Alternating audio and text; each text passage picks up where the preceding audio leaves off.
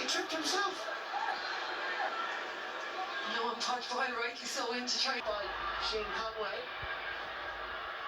Outside the Antrim 45, hits it powerfully and accurately. It's the second point of the match by the Luxnorman. And it reduces down the lead again. And there's still time. Yeah, you know what an influence Shane Conway has had from further out the field in this second half. You know, didn't get the supply of ball, but is quite capable of putting in that good ball and popping up to get a score or two as well. Oh, that's a thing of beauty.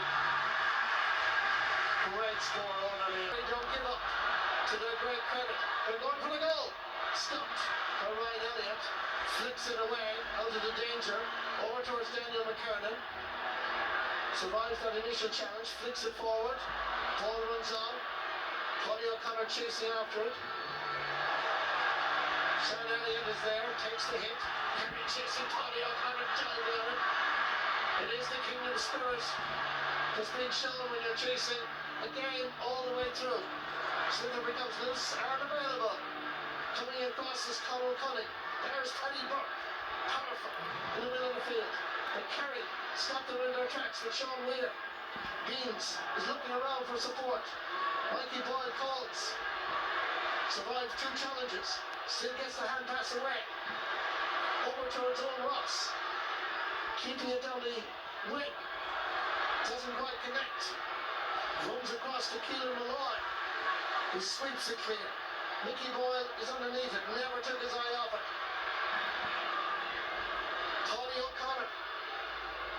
Dropping this in around the house. There's a touch. Out comes the goalkeeper Ryan Elliott. Looks around to see who's immediately available. Ends up with Michael Bradley. Goes for a shot from way out the field, but that is well wide. 75 minutes and 47 seconds.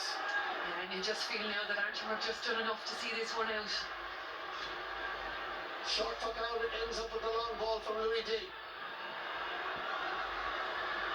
Knocked away. Kerry knock it back, far as Michael Lee.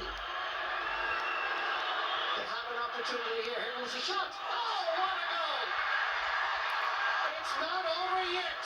Hodge Boy has brought the Kingdom of Kerry to within a shout. The referee, however, is blowing his whistle and he's calling full time. Despite the heroic effort of the Kingdom of Kerry, it is Darren Gleeson that gets the plaudits. And Antrim have won the Joe McDonagh Cup. Shane Conway says surely there was more time left, but Kerry's spirit was unquenchable.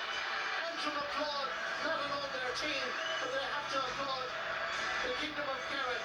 They've lost their third Joe McDonagh Cup final in a row. Stephen Malumphey congratulates Darren Gleeson. It was a battle. From the very start, Antrim set out their stall with a cracking goal from Kieran Clough. But Kerry never gave up. Trailing by 3-14 to 1, tail of the break, 10 points down. They fought back magnificently to just come within a shout, within a whisper of the great county of Antrim. Antrim win the Joe McDonagh Cup. Antrim will play in the Leinster Championship in 2023. And here comes the full-time score. The calculator is out, but at the end of it all, there's only 1 point between the teams. Antrim, 5 goals, 22 points. Kerry, 4 goals and 24. Hanging in is the thing, and I suppose Antrim would probably feel slightly aggrieved that Antrim got a soft free in the half-back line that, you know, the ref said it was a trip, but I think it was very, very harsh against Kerry, and Kerry showed huge grit and determination, and their results today really made a huge impact. But what disappointment for Kerry.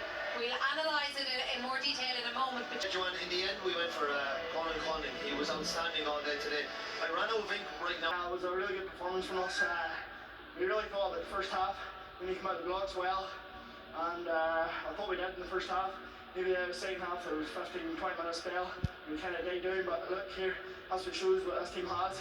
We were able to even after the few goals, we were able to come back and get a win. You know Kerry inside out, you played them in your last group game as well. What did you do just in that final quarter, just to get over the finishing line? Because there was no end to Kerry, they kept coming right back at you, but you had the answers. It's just about honest work, to be really honest, just tracking men, getting a man, sticking tight to him. Kerry made it really tough there, like they showed what they made of there coming back. 10 points. There was a few goals at pivotal times just swayed the momentum back to Antrim. But look, I mean, in true Kerry spirit, they stayed going until the end. And I could see, I think it was Podge Boyle pleading with the referee, give us one more chance, let just one more puck out. But, you know, a good win for Antrim, I'm sure they'll be happy.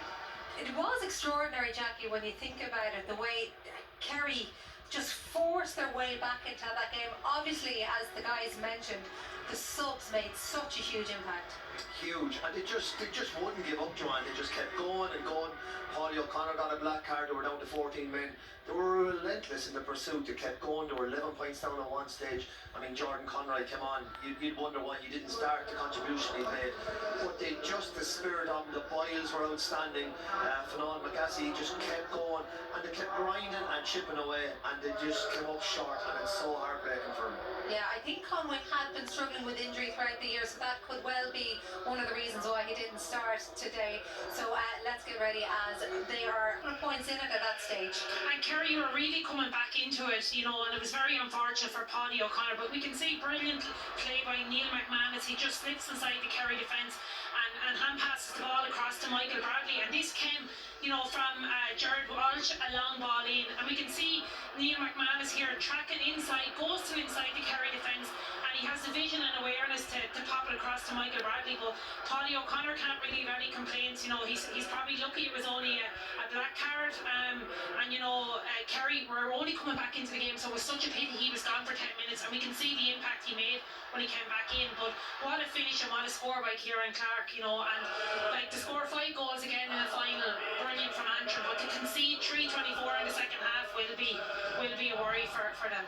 Ursula did mention the Kerry goal at the end, and the very fact that a few minutes earlier Kerry were disappointed with a decision that was awarded against them. Yeah, Joanna, and I thought Sean Stack had actually a really good game, but this was just a bit bemusing.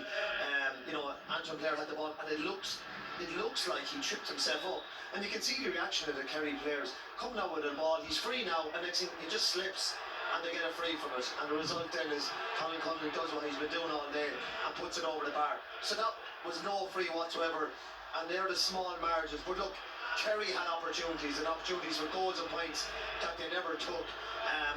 But you know, Podge Boyle at the end buried it, and as Brendan said, all they were looking for was one more opportunity, but the clock was just against them at that stage.